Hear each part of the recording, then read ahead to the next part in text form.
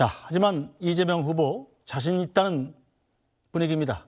이재명 후보는 선고 시각에 재판정에 가지 않고 근로자의 날을 맞아서 노동자 간담회를 진행합니다. 이후에는 경기 포천 연천에서 민심을 청취하는 경청 투어에 나서는데요.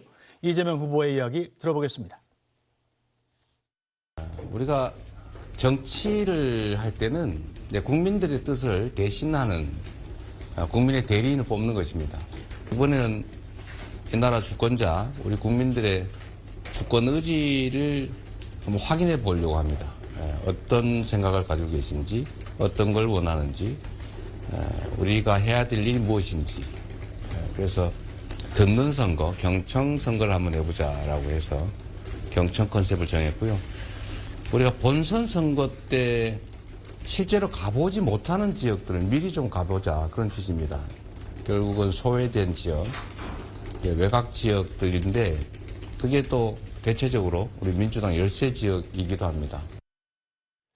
네, 자, 김진욱 대변인, 이재명 후보의 경청 투어 시작점이 좀 의미가 있는 것 같군요. 경기 북부 지역인데 대체로 보수세가 강해서 민주당은 잘 환영받지 못했던 지역 아닙니까? 뭐 그런 부분도 있고요. 지금 이재명 후보가 경기도지사를 역임하지 않았습니까? 네.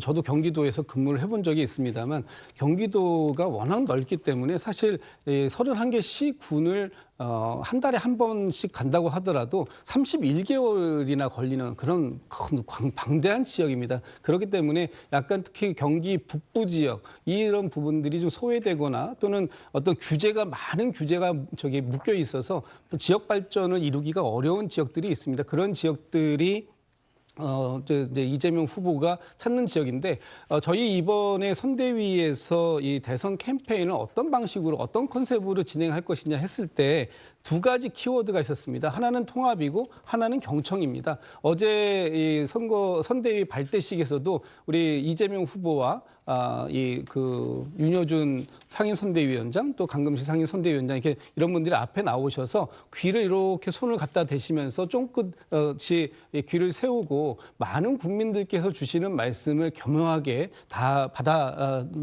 수용하겠다, 받아 적겠다 하는 의미에서 경청 노트도 하나씩 다 이제 들고 시작을 했는데요. 네. 그런 만큼 저희들이 좀 부족한 부분들 그리고 저희들이 그동안 본선 때 되면은 시간에 쫓기고 또 많은 유권자가 계시는 분들로 그런 지역부터 우선순위 하다 보니까 다소 찾기 어려웠던 지역들을 이번 연휴 기간 동안에 3박 4일 동안 특히 경기 북부 강원의 영서 지역부터 해서 영동 지역까지를 순회해서 충북 지역까지 거쳐오는 영북 지역까지 경북 지역까지 거쳐오는 이런 일정으로 해서 3박 4일 일정을 촘촘하게 짰는데 그 가운데에서 이재명 후보가 많은 분들을 만나고 많은 분들이 말씀 주시는 그런 우리 새로운 대한민국, 진짜 대한민국을 만들기 위한 그런 한 가지의 말씀들을 다 열심히 적어서 그것을 다음 정책에 반영시키도록 노력하겠다 이런 말씀 좀 드리고 싶습니다. 네, 자, 김기현 대변인, 이재명 후보의 이런 움직임,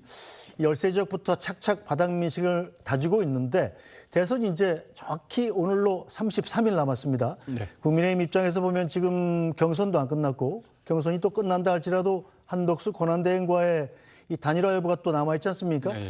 좀 약간 조바심이 나는 상황일 것 같기도 한데요.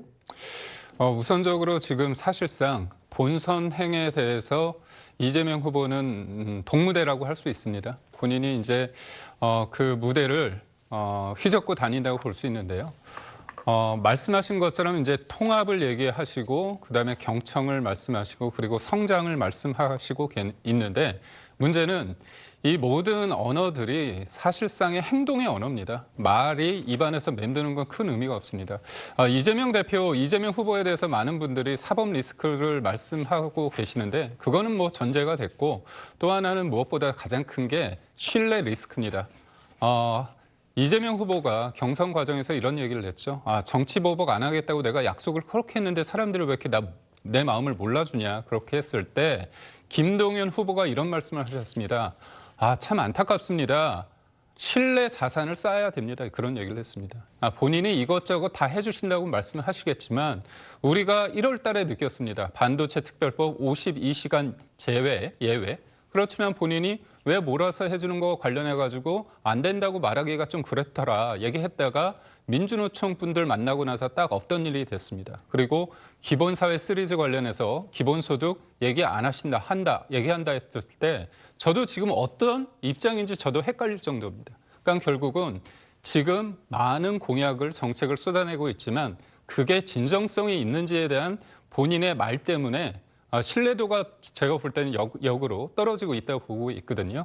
그 가운데 이제 국민의힘 후보와 한덕수 권한대행의 어떤 단일화를 통해서 더 의미 있는 어떤 존재감이 있는 후보가 나왔을 때 정책에 대해서 진짜가 누가인지 가짜가 누가 있는지 이거에 대해서 엄중한 어떤 판단의 시간이 도래할 것이다. 저는 그렇게 봅니다. 네, 김진욱 대변인. 지금 이제 뭐 국민의힘에서는 이재명 후보에 대해서 상당히 뭐 비판적인 네거티브의 말씀을 많이 주시는데 이재명 후보의 말씀 한마디 한마디가 뭐 신뢰가 부족하다 또는 뭐 위험한 사람이다 이런 식으로 국민의힘에서 만들어 놓은 그런 부정적 프레임으로 이재명 후보를 뭐 가두려고 하시는 것 같아요. 그렇지만 일반 국민들께서 느끼는 것은 지금 이재명 후보가 말씀하시는 것들이 어떻게 보면 현실로 반드시 꼭 이루어졌으면 좋겠다 이런 말씀들을 많이 하고 계시는 거 아닙니까? 지금 자료화면에도 나오는 것이 어제 이제 뭐 슬기로운 퇴근길이라는 그런 생활을 통해서 많은 분들의 말씀을 들었는데 그리고 또 적고 계시고요. 근데 저런 것들이 이재명 후보가 지금 뭐 표를 얻기 위해서 그냥 이렇게 사람들에게 보여주기 위한 모습만 가지고 있는 것이냐 그런 것이 아니라 직접 이재명 후보가 한다면 하는 사람이었다. 그리고 그런 성과들 이재명 후보가 약속한 것을 이루어내는 성과들은 지난 성남시장 시절 또 경기도지사 시절 그리고 우리 그 민주당이 그 국회의 제1당으로서의 역할 이런 것들을 통해서 약속한 것을 이루어냈던 모습들을 국민들께서 평가해 주신 겁니다. 그런 평가가 지금의 이재명 후보에게 높은 지지율을 주고 있는 것이고 반드시 이재명 후보가 정권 교체를 이뤄냈으면 좋겠다 이런 그 표현들을 하시는 거고 많은 어제 선대위에 지금 김동만 그 한국노총 위원장님도 선대위에 참여를 해주시고 오늘 정책 협약식도 했는데요. 이런 분들이 계속해서 이 그 진보 보수 뭐 이런 또는 뭐 비명, 친명 이런 부분 가리지 않고 많은 분들이 민주당의 선대위로 모이는 이유가 무엇인가? 그것은 이재명 후보가 할 수 있었고 또 해왔고 할 수 있는 모습을 보이고 있다는 것에 대한 믿음이다 이렇게 저는 말씀을 드려서 뭐 신뢰 리스크는 뭐 굳이 걱정해 주시는 건 고맙습니다만 저희가 더 이 믿음이 갈 수 있도록 그렇게 차곡차곡 하나하나 공약을 실제로 이행하는 그런 모습을 보여드리겠다 이런 말씀 좀 드리고 싶습니다. 알겠습니다. 바로 이 이재명 후보에 대한 대법원의 최종 판단이 나오기까지 약 28분 남았습니다. 자, 대법원이 생중계를 허용했으니까요. 저희도 즉시 생중계로 전해드리도록 하겠습니다.